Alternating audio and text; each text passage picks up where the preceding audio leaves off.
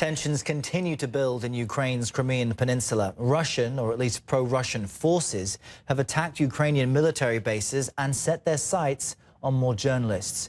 Our senior international correspondent Matthew Chance joins us live now from Crimea's administrative capital, Simferopol. Matthew, I understand you are actually next to a pro-Russian rally. That's right, Errol. In fact, I'm right in the middle of it. As you can see, if I step out of the way of the camera for a moment, there are thousands of people that have gathered here in the center of Simferopol, the administrative capital of Crimea, and they're waving Russian flags, they're waving Russian military flags, and they're waving Crimean flags as well. And at the moment, a band from the Black Sea Fleet is up there on a stage just a short distance away, singing old Soviet-era patriotic songs to this crowd. Remember, this is a rally ahead of the forthcoming referendum on the 16th of March here in Crimea, where the people of Crimea will be asked two questions. Do you want a union with Russia, or do you want to stay as an autonomous republic inside Ukraine? And you get the impression from speaking to all of these people, and take a look at this scene down here, people dancing, very high spirits.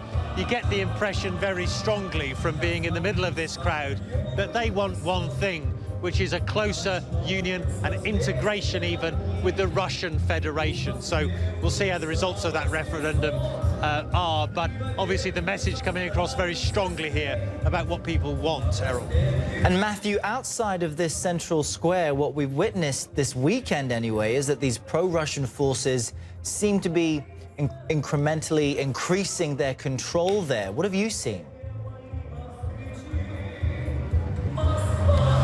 Yeah, well, that's certainly been the kind of picture that we've been building up of what's taking place inside Crimea. I mean, yesterday, a military recruitment headquarters here in Simferopol was taken over by masked pro-Russian gunmen.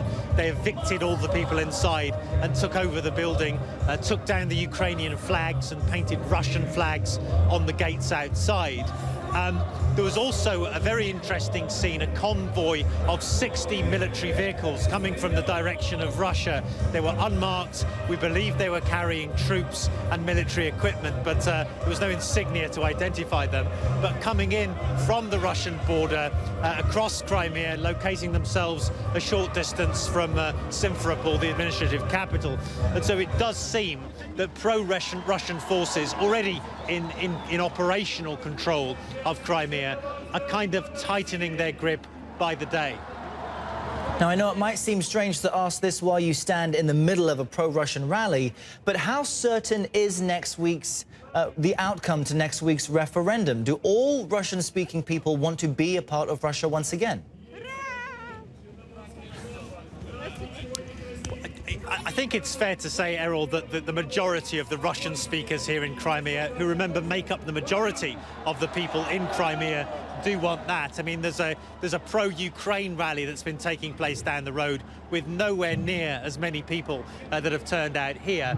But I think it's also fair to say, it's the perhaps youngest Crimean separatist right next to me, but I think it's also fair to say that not every Russian-speaking member of the Crimean population wants this. We've spoken to some people, particularly people who weren't born during the Soviet Union, and they're much more concerned about Crimea moving into a different country. And so it's a mixed picture, but the majority seems to be people here want union with Russia, Errol. Matthew Chance, right in the middle of a pro-Russian rally there. Thanks very much.